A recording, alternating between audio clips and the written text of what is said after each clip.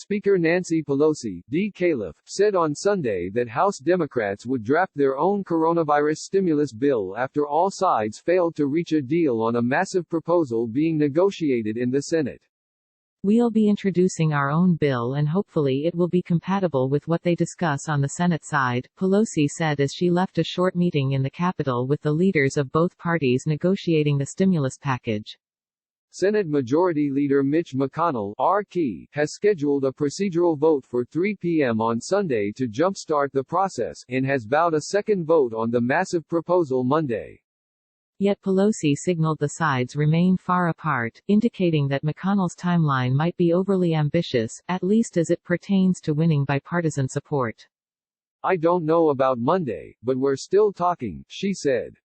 "That's on the Senate side now because that's their deadline for a vote."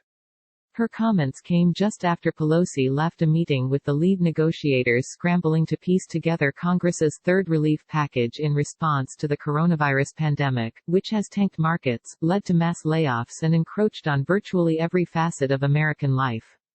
The meeting, in McConnell's office, also featured Treasury Secretary Steven Mnuchin. Stephen Turner Mnuchin. Senate closes in on $1 trillion coronavirus stimulus bill. Senate negotiators near agreement on keeping rebates in coronavirus stimulus package. Senate coronavirus stimulus talks spill into Saturday. More. Senate Minority Leader Charles Schumer.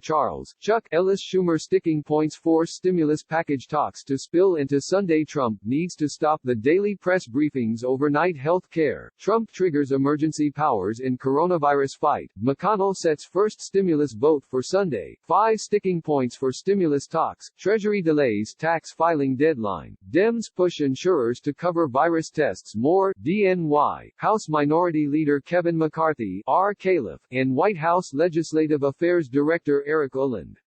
It marked the first time that Pelosi had met face-to-face with McConnell and the other Republicans, who have been negotiating with Schumer and Senate Democrats while the House was in recess last week. Pelosi and Schumer, however, have been working hand-in-glove through the process. And Pelosi has vowed all along that House Democrats would craft their own alternative to the Republicans' initial $1 trillion proposal, if only to promote their own stimulus vision as the talks evolved. Both McConnell and Schumer left the Capitol Saturday night expressing optimism that a quick deal was in reach.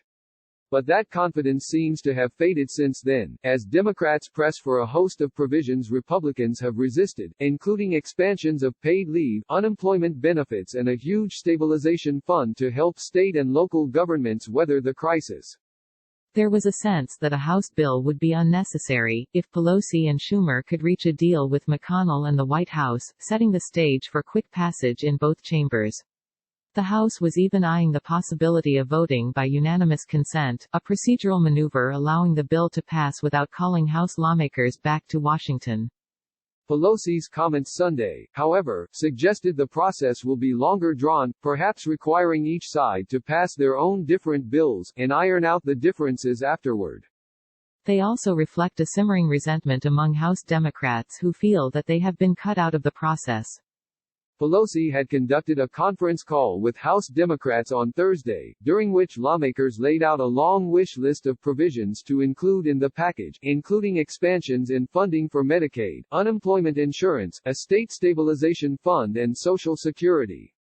In short, the Democrats have accused Republicans of crafting a package that leans too heavily toward bailing out corporations without providing enough assistance for small businesses, workers and working-class families suffering the fallout of the deadly virus.